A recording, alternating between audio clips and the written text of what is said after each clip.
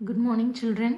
நம்ம இன்றைக்கி அனிமல்ஸோட உறுப்பு மண்டலங்களில் அதனுடைய முன்னுரையும் அதுக்கப்புறம் செரிமான மண்டலம் அதனுடைய ஒரு சில பகுதிகளையும் மட்டும் இன்றைக்கி வகுப்பில் பார்ப்போம்.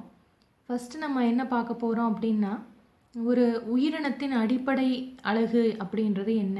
ஒரு உயிரினத்தின் அடிப்படை அலகு அப்படின்றது செல். இது நம்ம முன்னாடியே படிச்சிருப்போம், திசு செல்கள் படிச்சிருக்கும் போது. ஸோ எப்போவுமே ஒரு உயிரினத்தின் அடிப்படையான பகுதி அப்படின்றது செல்லு. இந்த செல்கள் ஒருங்கிணைந்து நிறைய செல்கள் ஒருங்கிணைந்து திசுக்களாகவும், வெவ்வேறு திசுக்கள் ஒருங்கிணைந்து இல்லை ஒரே மாதிரியான திசுக்கள் ஒருங்கிணைந்து உறுப்பாகவும், வெவ்வேறு உறுப்புகள் ஒரே செயலை செய்யக்கூடியது ஒன்றிணைந்து உறுப்பு மண்டலங்களாகவும் மற்றும் உறுப்பு மண்டலங்கள் ஒருங்கிணைந்து ஒரு முழு உயிரினமாகவும் உருவாகின்றன. இது நம்மளுக்கு தெரிஞ்சிருக்கக்கூடிய அடிப்படையான கருத்து. ஒரு உயிரினம் செல் என்னும் பொருளிலிருந்து உருவாகிறது. செல்கள் ஒன்றிணைந்து திசுக்களாகவும், திசுக்கள் ஒருங்கிணைந்து உறுப்பாகவும், உறுப்புகள் ஒருங்கிணைந்து உறுப்பு மண்டலமாகவும், உறுப்பு மண்டலம் ஒருங்கிணைந்து ஒரு முழு உயிரினமாகவும் உருவாகின்றன. இதற்கு உதாரணம் பார்த்தோம் அப்படின்னா, மிதிவண்டியை இயக்கும் போது தசை மண்டலமும் எலும்பு மண்டலமும் இணைந்து செயல்படுகின்றன. தசை மண்டலமும் எலும்பு மண்டலமும் இணைந்து நமது கைகள் மிதிவண்டியை இயக்கவும், கால்கள் மிதிவண்டியை மிதிக்கவும் செயல்படுகின்றன. இவ்வாறு செயலை செய்வதற்கு நரம்பு மண்டலம் நமது கை கால் வேலை செய்வதற்கு வழி நடத்துகிறது. அது மட்டுமல்லாது நமது செரிமான மண்டலமும் சுவாச மண்டலமும் அதற்கு தேவையான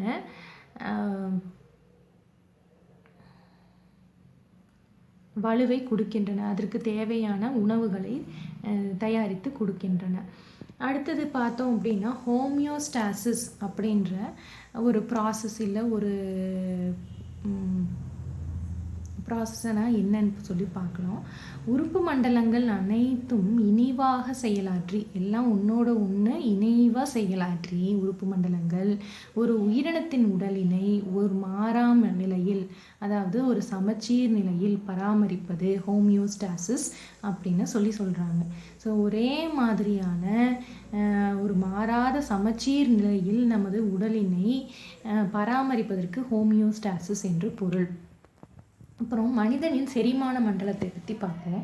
நாம் உண்ணும் உணவில் நிறைய மூலக்கூறுகள் உள்ளன. அதில் எளிய மூலக்கூறுகள்னு ஒன்று இருக்குது, சிக்கலான மூலக்கூறுகள், அதாவது கடினமான மூலக்கூறுகள் அப்படின்னு ஒன்று இருக்குது. எளிய மூலக்கூறுகளுக்கு உதாரணம் பார்த்தோம்னா வைட்டமின், மினரல். மற்றும் சிக்கலான மூலக்கூறுகள் அப்படின்னு பார்த்தோம்னா கார்போஹைட்ரேட்டுகள், புரதங்கள், கொழுப்புகள், இவையெல்லாம் சிக்கலான மூலக்கூறுகள்.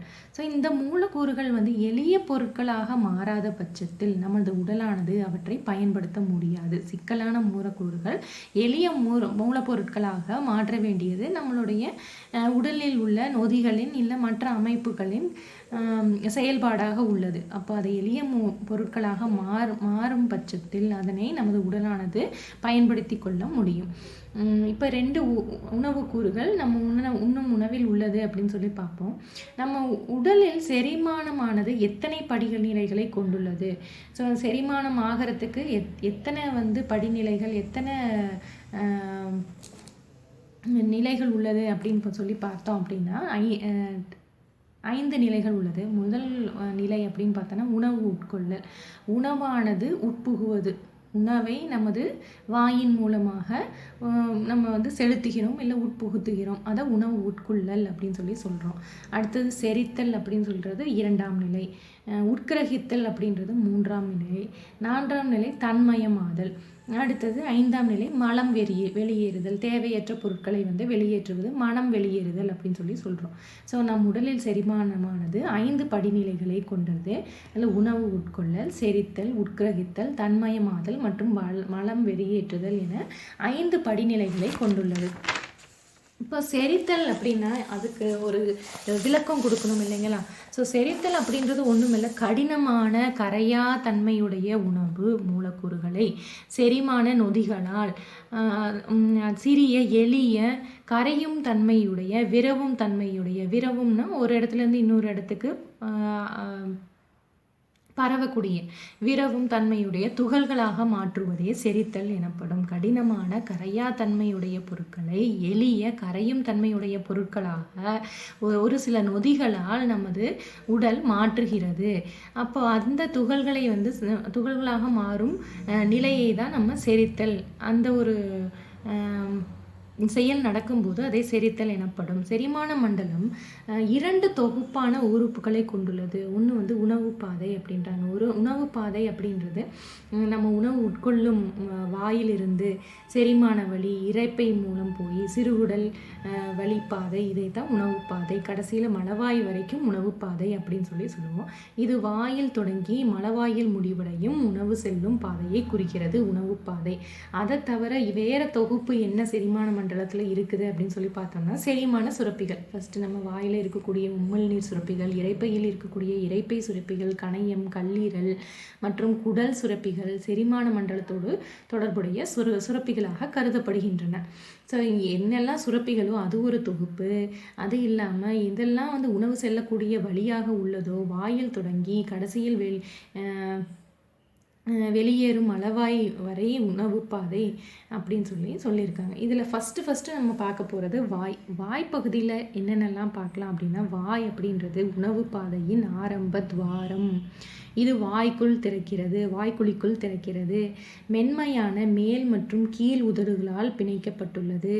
மேல் பகுதி, அதன் வாயோட மேற்பகுதியை வந்து அன்னம் அப்படின்னும் கீழ்ப்பகுதியை வந்து தொண்டை அப்படின்னும் சொல்கிறாங்க. பக்கப்பகுதிகளை வந்து தாடைகள் அப்படின்னு சொல்கிறாங்க. தாடைகளில் பற்கள் தாங்கப்படுகின்றன. இதுதான் வாயோட அமைப்பு. அடுத்தது நம்ம இப்போ தாடைகளில் பற்கள் அப்படின்னு சொல்லி பார்த்தோம். ஸோ பற்கள் எதுக்காகலாம் செரிமான மண்டலத்தில் உபயோகப்படுத்துகிறோம் அப்படின்னு சொல்லி பார்க்கலாம். ஸோ அடுத்தது பற்கள் அப்படின்னு சொல்லி பார்த்தோம் அப்படின்னா, பற்கள் வந்து உணவை பிடித்து கொள்வதற்கு, வெட்டுவதற்கு, அரைப்பதற்கு மற்றும் நசுக்குவதற்கு உதவுகின்றன. மனிதர்களின் வாழ்நாளில் பற்கள் 2 தொகுப்பாக உருவாகின்றன. முதலில் 20 தற்காலிக இணைப்பற்கள் தோன்றுகின்றன. அதனை வந்து பால் பற்கள் அப்படின்னு சொல்கிறோம். பின்னர் இப்பற்களுக்கு பதிலாக, அந்த பல்லுக்கு பதிலாக என்ன வரும் அப்படின்னா, 2ஆம் தொகுப்பில் 32 நிரந்தர பற்கள் மாற்றியமைக்கப்படுகின்றன. ஸோ முதல்ல பார்த்தோம் என்னென்னா தற்காலிக இணைப்பற்கள் அப்படின்னு, அதுக்கு இன்னொரு பேர் என்ன, பால் பற்கள் அப்படின்னு சொல்லி பார்த்தோம். அதுக்கு பதிலாக இது விழுந்துட்டு அடுத்தது என்ன வரும் அப்படின்னா நிரந்தர பற்கள், 32 நிரந்தர பற்கள் மாற்றியமைக்கப்படுகின்றன. ஒரு தாடைக்கு 16 பற்கள் இருக்கும். மேல் தாடையில் 16 இருக்கும், கீழ் தாடையில் 16 பற்கள் இருக்கும். ஒவ்வொரு பல்லிலும் ஒரு வேரினை கொண்டு ஈறுகளில் பொருத்தப்பட்டிருக்கும். எப்பவுமே பல்லு வந்து வேரோட, ஒவ்வொரு பல்லும் ஈரோடு பொருத்தப்பட்டிருந்தது அப்படின்னா அந்த அமைப்புக்கு தீகோடாண்ட் என்று அழைக்கப்படுகிறது. தீகோடாண்ட் அப்படின்றத அதோட பேராக சொல்கிறாங்க. ஒவ்வொரு பல் ஒரு வேரினை கொண்டு ஈறுகளில் பொருத்தப்படும் போது அதற்கு பெயர் தீகோடாண்ட் என்று கூறுகின்றனர். அப்போ நிரந்தர பற்கள் எத்தனை வகைப்படும் அப்படின்னு சொல்லி பார்த்தோம்னா, நிரந்தர பற்கள் அதனோட அமைப்பு மற்றும் பணிகளின் அடிப்படையில் 4 வகைப்படும். அதனை வந்து வெட்டுப்பற்கள் அப்படின்னும், வெட்டுப்பற்கள் 8 மேலே 4 இருக்கும், கீழே 4 இருக்கும். அதே மாதிரி கோரைப்பற்கள் அப்படின்றது அந்த 4 பற்களுக்கு பின்னாடி இருக்கக்கூடிய பற்கள் 2 இருக்கும். ஸோ அது வந்து அது கிழிக்கவும் துளையிடவும் நம்மளுடைய உணவை வந்து கிழிக்கவும் இல்லை துளையிடவும் பயன்படுத்துகின்றோம். முன்கடவாய் பற்கள் 8, அதே மாதிரி பின்கடவாய் பற்கள் 12. இது உணவை நசுக்கவும் அரைக்கவும் மெல்லவும் பயன்படுத்துகிறோம். இப்போ இதோட அமைப்புகளை நம்ம வந்து ஒரு வரைபடத்தில் பார்க்கலாம். நம்ம வரைபடத்தில் பார்த்தோம் அப்படின்னா வெட்டுப்பற்கள் அப்படின்றது இப்படி இருக்கும். கோரை பற்கள் அப்படின்றது சற்று கூர்மையான அமைப்புடையதாக இருக்கும். அப்புறம் முன்கடவாய் பற்கள் அப்படின்றது இப்படி இருக்கும். பின்கடவாய் பற்கள் அப்படின்றது இருக்கும். இப்போ இந்த வெட்டுப்பற்கள் வந்து 8 பற்கள் மொத்தமாக இருக்கும் அப்படின்னு சொல்லி பார்த்தோம். கோரை பற்கள் வந்து 4 பற்கள் இருக்கும் அப்படின்னு சொல்லி பார்த்தோம். முன்கடவாய் பற்கள் 8 பற்கள் இருக்குது அப்படின்னு சொல்லி பார்த்தோம். பின்கடவாய் பற்கள் 12 பற்கள் இருக்குது அப்படின்னு சொல்லி பார்த்தோம். ஸோ மொத்தம் 32 பற்கள் வந்து நம்மளோட மேல் தாடையிலும் கீழ் தாடையிலையும் சேர்த்து இருக்குது. ஸோ இது வந்து இதுக்கு ஒரு